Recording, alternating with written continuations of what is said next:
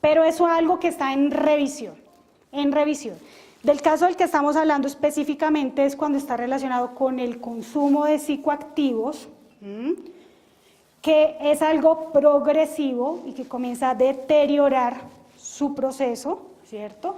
Y que en determinado tiempo puede generar una discapacidad cognitiva desde el proceso de aprendizaje o desde lo mental relacionado con ese proceso de interacción, de comunicación, de relación con el otro, que son diferentes y que si bien tienen una afectación a nivel neurológico, unas afectan unas capacidades para aprender y las otras afectan unas capacidades de relación y de interacción con el otro, que eran las... Señora. Pero,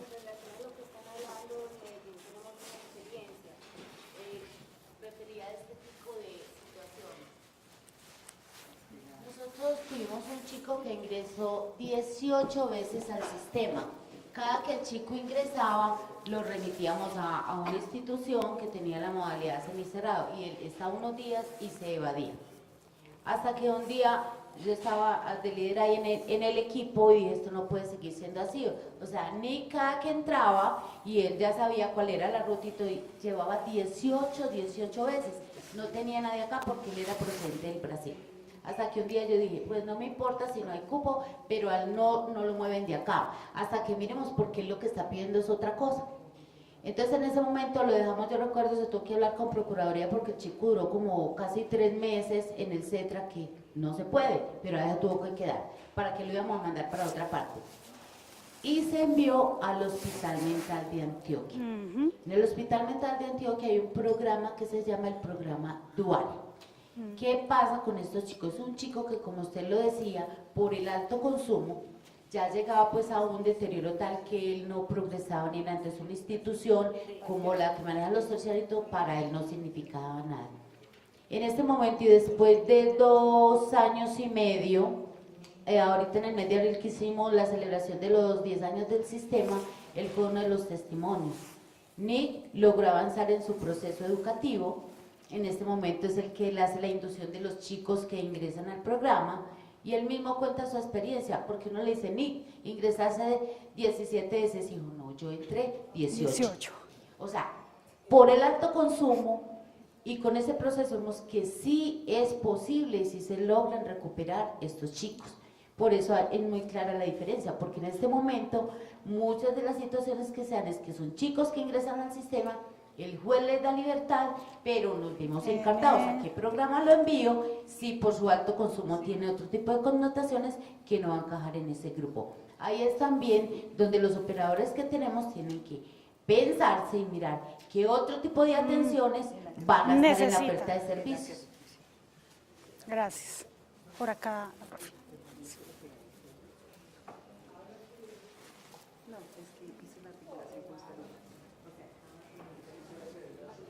Bueno, hace poco nosotros en Barranquilla hubo un encuentro con varios sectores que tienen que ver con el sistema de responsabilidad penal, entre ellos estaba salud. Vino alguien del Ministerio de Salud, un doctor, donde explicaba que el alto consumo a temprana edad sí afecta bastante el proceso cognitivo de los estudiantes. De hecho, pienso que cuando se habla de flexibilidad de un currículo es teniendo en cuenta uno de estos aspectos. Por ejemplo, se les dificultaba mucho la atención, la concentración, la ansiedad los somete como a perder a veces el hilo conductor de lo que se esté haciendo. A mí me preocupa algo y es que todavía eso, nosotros dentro de las cosas que tenemos en el sistema de evaluación, no tenemos en cuenta eso. Por ejemplo, las pruebas Saber 11, se le aplica a los estudiantes del sistema de responsabilidad penal unas pruebas Saber iguales a las del aula regular.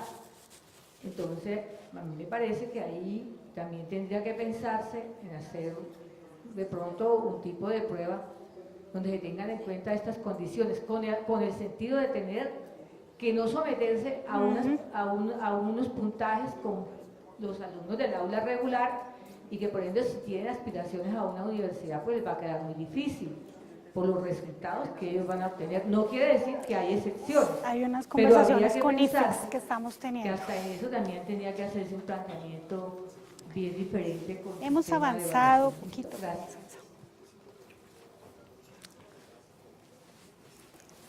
Bueno, hay dos cosas importantes que han dicho. Todo lo que han dicho es muy importante de esta mañana, estoy maravillada. Una, para hacer claridad, es una cosa discapacidad y otra cosa, yo tengo unas afectaciones a nivel de mis procesos cognitivos que no me generan una discapacidad. ¿Listo? En términos del sistema de evaluación, sí, hemos venido dando unos pasos porque precisamente si decimos, bueno, y si yo transformo las políticas, transformo prácticas, transformo culturas, ¿qué pasa con eso de las políticas? O sea, sistema individual de evaluación, ¿qué pasa con las pruebas?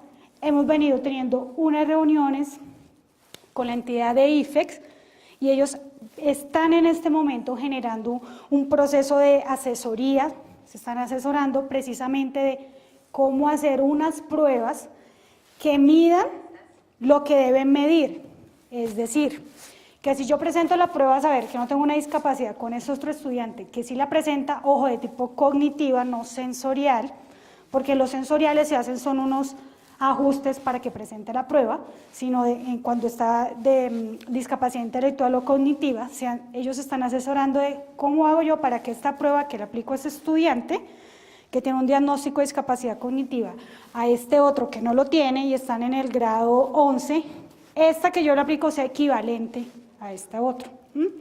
¿Y eso qué requiere? Analizar casi que pregunta por pregunta. Y es, ¿qué es lo que quiero buscar con yo esa pregunta? ¿Cuáles son los procesos cognitivos que debería estar desarrollando ese estudiante para dar respuesta a esa pregunta? ¿Cuál es la equivalencia? Todo ese proceso en este momento, el IFEX como tal, se está asesorando para generar precisamente la respuesta a esa diversidad. Porque esa es una de las necesidades más sentidas. Si yo transformo mi práctica, hago eso y hago lo otro, pero evalúo de la misma forma, con las mismas pruebas, no estoy hablando de equidad, estoy hablando de igualdad, ¿cierto? Pero como les dije al principio, es un proceso, paso a paso. No solo está con los estudiantes que están en el sistema de responsabilidad penal adolescente, sino en los casos concretos de estudiantes con discapacidad, sobre todo en la parte cognitiva e intelectual. Entonces, creo que con estos ejemplos, por ejemplo, la docente nos hablaba algo del PIAR.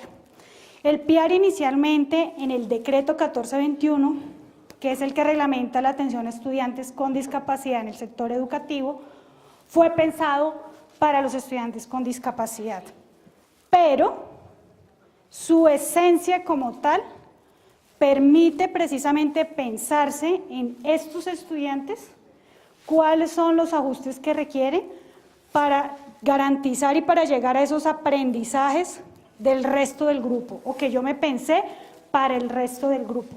Es decir, es una propuesta desde lo pedagógico que tiene elementos como el plan individual de atención que sí me permite a mí, desde el establecimiento educativo, identificar qué es lo que debo empezar yo a ajustar, qué es lo que debo empezar a transformar, no sobre el estudiante, sino sobre esas barreras y factores externos al estudiante. Ahí hablamos de ajustes de tiempo, hablamos de ajustes curriculares, hablamos de ajustes de herramientas y propuestas pedagógicas, hablamos de ajustes en los procesos de información, de acceso a la información y comunicación. Si yo les hablo en términos generales de estos ajustes, ¿será que sirven para estos estudiantes?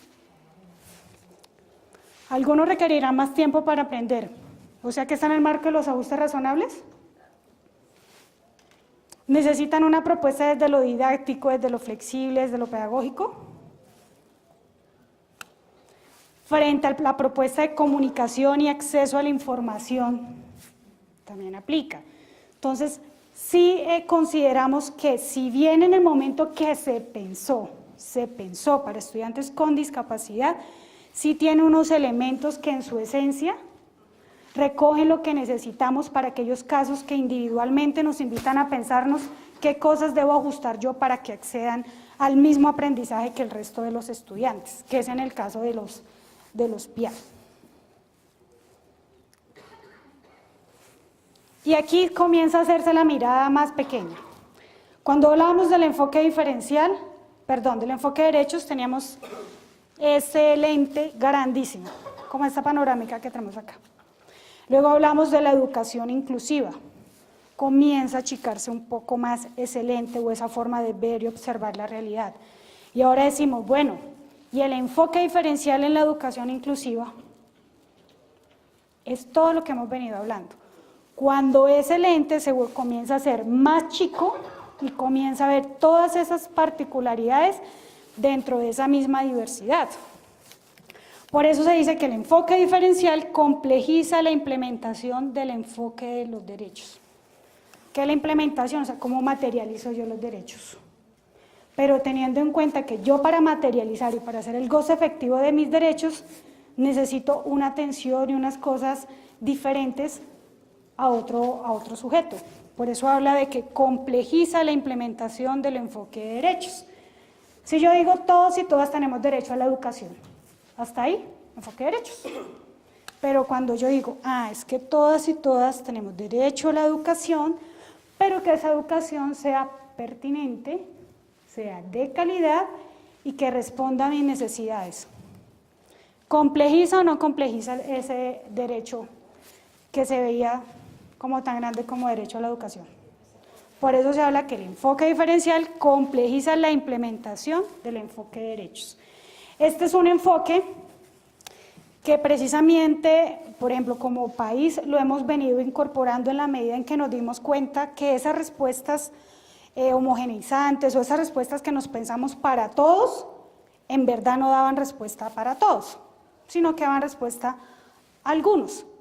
Y esos otros que se quedaban por fuera de estas respuestas comenzaron a generar unos movimientos, unas conversaciones, unas luchas, y que hoy es el resultado de esas luchas, que por tanto decimos, yo no puedo, en el marco, por ejemplo, de la atención a víctimas del conflicto armado, yo ya sé que debo tener unos elementos preponderantes para la atención y para la interacción con personas víctimas del conflicto o afectadas en el marco del conflicto.